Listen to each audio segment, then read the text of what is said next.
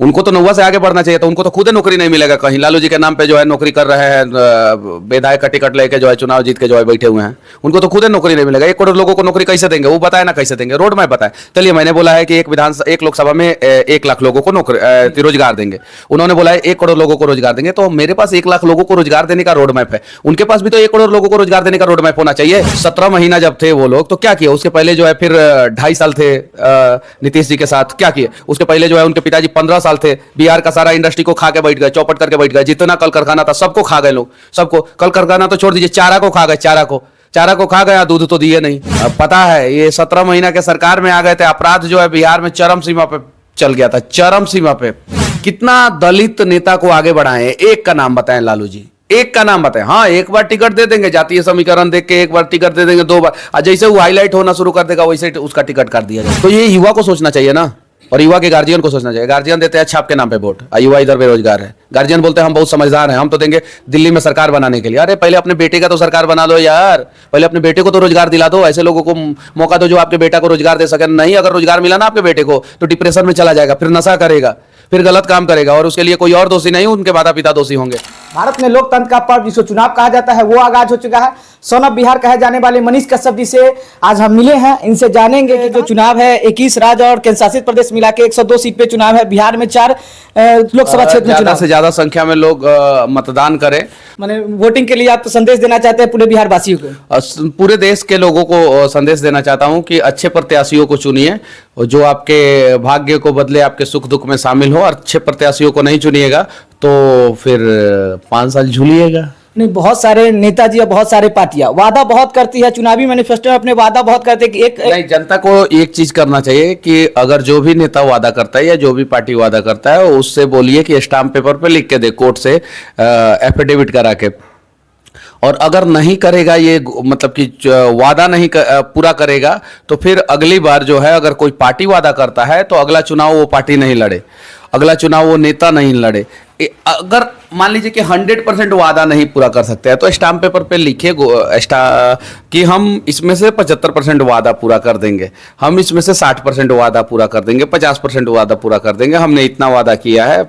मतलब कि मान लीजिए कि किसी ने 100 वादा किया है तो 100 में से हम 50 तो 100% किसी भी हाल में पूरा करेंगे, तो जाके कुछ बदलाव। नहीं तो घोषणा तो इतने सारे लोग कर देते हैं, क्योंकि उस पर तो कोई कार्रवाई होता नहीं है, आज तक कुछ कार्रवाई हुआ नहीं है, तो फिर वो कहीं नहीं तो कहीं जो है चुनावी ख्याली पुलाव हो जाता है, चुनावी जुमला हो जाता है, तो ये गलत है। बहुत सारे क्षेत्रीय पार्टी बहुत सारे वादा करे कि कोई कह रहा है कि 1 लाख मतलब 1 करोड़ रोजगार देंगे, कोई कह रहा है ये बात। तेजस्वी यादव बोले कि 1 करोड़ रोजगार है, 9वां पास है वो आदमी। हाँ। उनको तो 9वां से आगे बढ़ना चाहिए था ना, उनको तो 9वां से आगे बढ़ना चाहिए था, उनको तो खुद ही नौकरी नहीं मिलेगा कहीं। लालू जी के नाम पे जो है नौकरी कर रहे हैं, विधायक का टिकट लेके जो है चुनाव जीत के जो है बैठे हुए हैं, उनको तो खुद ही नौकरी नहीं मिलेगा। 1 करोड़ लोगों को नौकरी कैसे देंगे, वो बताए ना कैसे देंगे, रोड मैप बताए।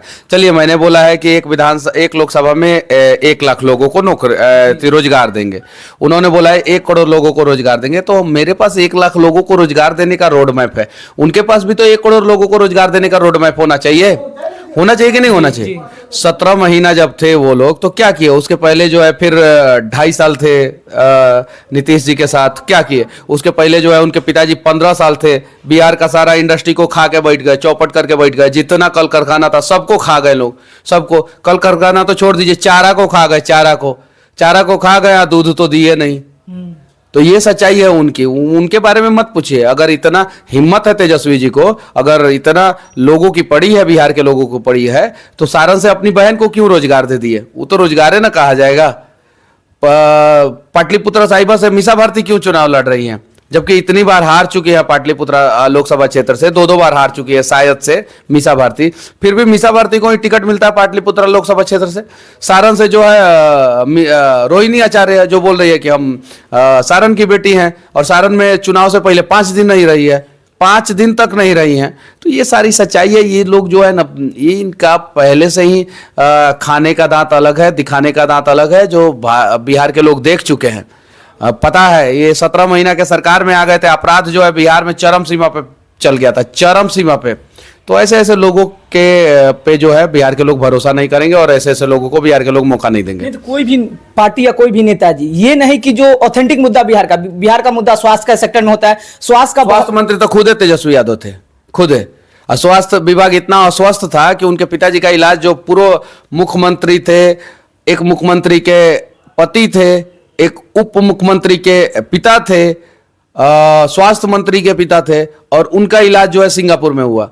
तो कहीं नहीं तो कहीं जो है ये लोग जो है सिर्फ और सिर्फ बिहार को बर्बाद करने का ठेका ले लिए हैं। बिहार बर्बाद कब से शुरू हुआ? जब 1990 में लालू जी आए। सामाजिक समरसता की बात करते हैं। कर्पूरी ठाकुर को धोखा किसने दिया? पूछिए तो। कर्पूरी ठाकुर बीमार थे, सदन में जाना था, गाड़ी मांगे तो लालू जी बोल दिए कि डीजल नहीं है। अब जरा सोचिए, उस समय इतने धोखेबाज आदमी हैं, इनका पूरा परिवार इतना धोखेबाज है कि जो कर्पूरी ठाकुर लालू प्रसाद यादव को पहली बार चुनाव लड़ाया, जो कर्पूरी ठाकुर लालू प्रसाद यादव को चुनाव लड़ाने के बाद हार जाने के बावजूद जो है दूसरी बार चुनाव लड़ा के इनको जितवाया, कर्पूरी ठाकुर ने जितवाया। उस कर्पूरी ठाकुर के जब ये लालू परिवार नहीं हुआ, लालू जी नहीं हुए, तो ये लोग दूसरे किसी के किसके होंगे? रही बात यादव मुसलमान का वोट, ये लोग वोट की बात करते हैं। आप बताइए कि सबसे ज्यादा मवेशी किसके पास है? यादव जी लोगों के पास है। सबसे ज्यादा जनसंख्या 14% उनकी है, सबसे ज्यादा मवेशी जो है यादव जी लोगों के पास है। और चारा घोटाला की है। कौन सा घोटाला किया है? चारा। अगर चारा घोटाला नहीं करते तो मवेशी के लिए पैसा आता। 1990 से लेके सन 2000 तक मतलब कि व्हाइट रेवोल्यूशन, श्वेत क्रांति, जिसको दुग्ध क्रांति भी कहा जाता है, वो हो रहा था। मतलब हुआ तो पहले था देश में, लेकिन बिहार में वो हो सकता था 1990 से लेके सन 2000 तक।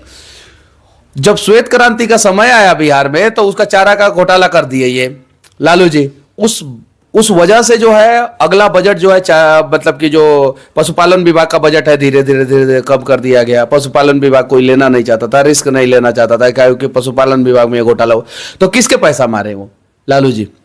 और सामाजिक समरसता की बात करते हैं, कितना दलित नेता को आगे बढ़ाए? एक का नाम बताएं लालू जी, एक का नाम बताएं। हाँ, एक बार टिकट दे देंगे, जातीय समीकरण देख के एक बार टिकट दे देंगे, 2 बार, और जैसे वो हाईलाइट होना शुरू कर देगा वैसे उसका टिकट काट दिया जाता है। कितने पिछड़ा नेता को आगे बढ़ाया है लालू जी? एक नेता का नाम बताएं। ये लोग सामाजिक समरसता, ये लोग पारिवारिक समरसता चलाता है और सिर्फ और सिर्फ परिवार की बात करता है। ये लोग सिर्फ और सिर्फ लालू परिवार, लालू का परिवार, बिहार का परिवार, सभी पार्टी यही करती है। ये नहीं है कि बिहार में अलग से बीजेपी भी वही परिवारवाद बीजेपी भी करते हैं। ऐसा नहीं कि बीजेपी परिवारवाद हर जगह है, लेकिन कहीं ज्यादा कहीं कम है। लालू परिवार में ज्यादा है, बीजेपी में भी है। हम लोग परिवारवाद के खिलाफ ही लड़ रहे हैं, ऐसा नहीं है कि यहाँ पे नहीं है। हम लोग परिवारवाद के खिलाफ ही लड़ रहे हैं, लेकिन उसके पीछे सबसे बड़ा रीजन है कि परिवारवाद का बीज अगर बिहार में किसी ने बोया तो लालू जी ने बोया, लालू जी ने। और लालू जी जो सामाजिक समरसता की बात करते हैं, जो दलितों के उत्थान की बात करते हैं, पिछड़ों की बात करते हैं, सिर्फ बात करते हैं। आज तक अगर काम किए होते तो 1990 से लेके सन 2024 इतने साल में दलित ना जाने कितने दलितों का उत्थान हो गया रहता, कितने पिछड़ों का उत्थान हो गया था। आज के समय में 90% पिछड़ा समाज के लोग और 95% दलित समाज के लोग जो है ना, बाहर जाके मजदूरी कर रहे हैं। आप पूछिए लालू जी से, है हिम्मत लालू जी और तेजस्वी जी तो डेटा सर्वजानिक करके दिखा दे। ये सच्चाई है। बेरोजगारी तो उनके कास्ट में भी है, चाहे मुस्लिम में हो, वो अनएजुकेटेड भी बहुत होते हैं। देखिए, मुसलमानों को तो वोट बैंक बना दिया गया और मुस्लिम लोग, उसके लिए मुस्लिम लोग खुद दोषी हैं। खूब अच्छा काम कीजिए, लेकिन कहते हैं कि हम तो हाई पार्टी को हराने वाले को ही वोट देंगे। अरे जब तक ये सोच रहेगा ना, तब तक आप लोग वोट बैंक बने रहेंगे। जब तक ये सोच रहेगा, और जब ये सोच बदल जाएगा कि नहीं हम काबिल लोगों को वोट देंगे, तो अपने आप जो है मुस्लिम वोट बैंक से ऊपर उठ के जो है विकास के रास्ते पे चल पड़ेगा। पश्चिमी चंपारण से आप भी लड़ रहे हैं, तो आपका चुनावी मैनिफेस्टो क्या है? वो सब मैं बताऊंगा अगले वीडियो में। हाँ। और जो युवाओं के लिए, जैसे कि सभी वादे करते हैं, बीजेपी हो, आरजेडी हो, जदयू हो, कोई भी पार्टी वादा बहुत करती है युवाओं को, लेकिन युवाओं को सही मायने में कुछ भी वादा मिल नहीं पाते।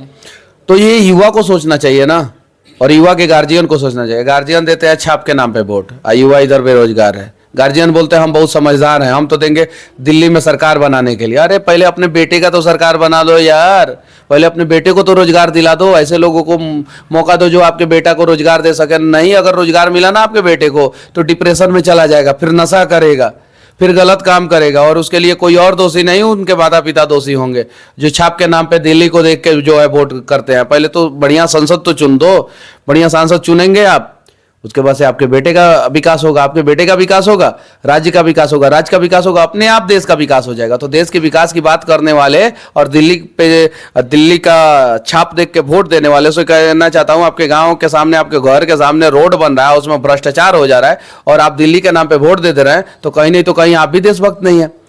आपके गांव के सामने, आपके घर में जो है, घर के सामने रोड बन रहा है, उसमें भ्रष्टाचार हो गया, यानी भारत माता को एक ठेकेदार आके लूट के चला गया और आप देखते रह गए।